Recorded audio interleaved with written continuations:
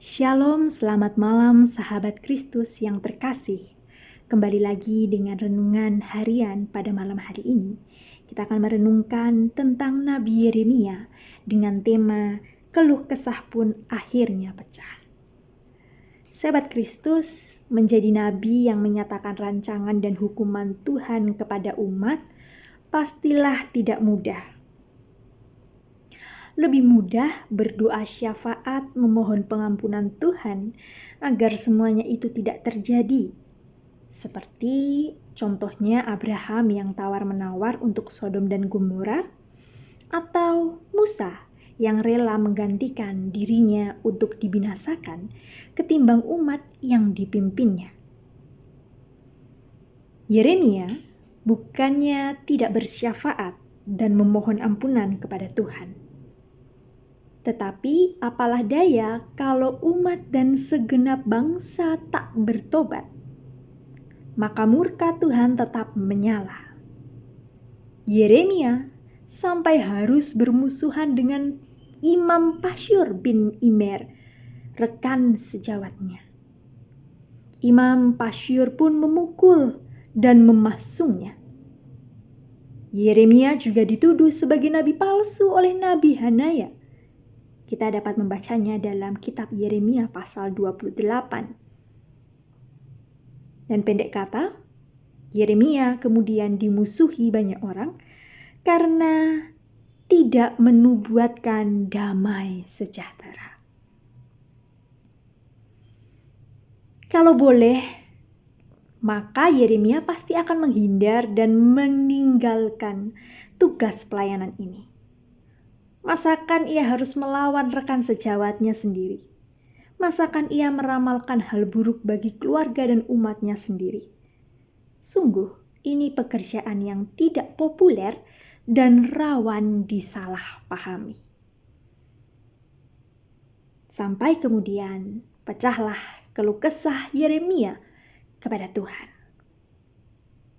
Yeremia berkata, "Engkau telah membujuk aku, ya Tuhan, dan aku telah membiarkan diriku dibujuk. Engkau terlalu kuat bagiku dan engkau menundukkan aku. Aku telah menjadi tertawaan sepanjang hari. Semuanya mereka mengolok-olok aku. Sebab setiap kali aku berbicara, terpaksa aku berteriak, terpaksa berseru. Kelaliman, aniaya. Sebab firman Tuhan telah menjadi celah dan cemooh bagiku sepanjang hari. Tetapi apabila aku berpikir, aku tidak mau mengingat dia dan tidak mau mengucapkan firman lagi demi namanya, maka dalam hatiku ada sesuatu yang seperti api yang menyala-nyala, terkurung dalam tulang-tulangku. Aku berlelah-lelah untuk menahannya, tetapi aku tidak sanggup."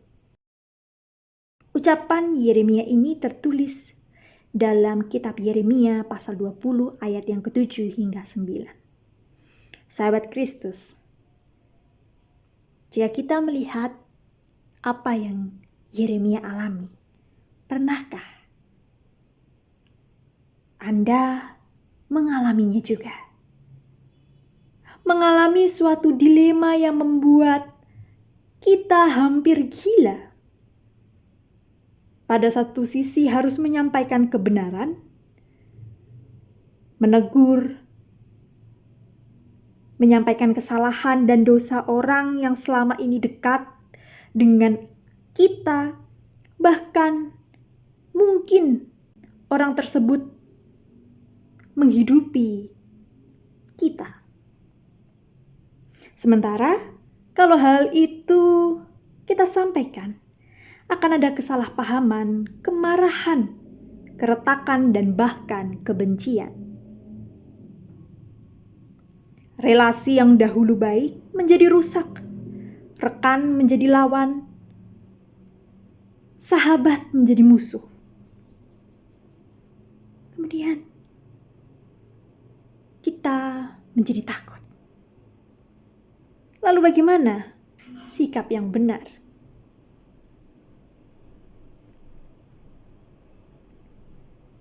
Sahabat Kristus, kalau toh semuanya itu terjadi, maka sikap yang benar adalah tetap menjadi teman dan sahabat yang mengasihi mereka. Kasihmu haruslah tidak berubah. Tetapi engkau pun harus tetap menyampaikan apa yang dari Tuhan, tanpa harus engkau tahan-tahan. Jika oleh karena hal itu orang menjauhimu, membencimu, dan bahkan merancangkan yang jahat atas hidupmu, hadapi dengan kasih seorang bapa atau ibu kepada anaknya. Dampingi saat hukuman Tuhan tiba. Itulah yang dilakukan oleh Nabi Yeremia. Ia bukan hanya menyerukan pertobatan, menyatakan hukuman Tuhan jika umat tidak berbalik kepada Tuhan. Tetapi saat hukuman itu dijatuhkan, penghancuran Yerusalem terjadi, dan umat dibuang ke Babel, ia ikut mendampingi. Ia sama sekali tidak berkata, "Lah yo, kan wis tak kandhani toh." Wong dablek yo rasakno dhewe. Aku bilang juga apa? Akibat kebebalanmu sekarang rasakan sendiri akibatnya. Tidak. Ia sama sekali tidak berkata seperti itu. Yeremia adalah nabi, tetapi ia juga bapa atau ibu yang sayang kepada anak-anaknya. Ia orang tua yang sayang sekali dengan anak-anaknya. Yeremia tahu bahwa Tuhan itu sayang kepada umatnya. Dan kalau Tuhan itu menegur dengan keras dan merancangkan hukuman, itu semata-mata agar umatnya berbalik dari jalan-jalan yang jahat. Sama seperti pemazmur, Yeremia juga tahu bahwa Tuhan adalah penyayang dan pengasih, panjang sabar dan berlimpah kasih setia. Tidak selalu ia menuntut dan tidak untuk selama-lamanya ia mendendam. Tidak dilakukannya kepada kita setimpal dengan dosa kita, dan tidak dibalasnya kepada kita setimpal dengan kesalahan kita. Tetapi setinggi langit di atas bumi, demikian besarnya kasih setianya atas orang-orang yang takut akan Dia. Sejauh timur dari barat, demikian dijauhkannya daripada kita pelanggaran kita. Seperti Bapa sayang kepada anak-anaknya, demikian Tuhan sayang kepada orang-orang yang takut akan Dia. Sebab Dia sendiri tahu apa kita. Dia ingat bahwa kita ini debu. Karena itu, sahabat Kristus, jalani panggilanmu dengan murni, walau engkau sering disalah mengerti dan pecah tangismu saat bersyafaat sendiri di malam hari. Semoga suatu hari mereka akan mengerti harga sebuah ketulusan hati dari seorang abdi. Amin.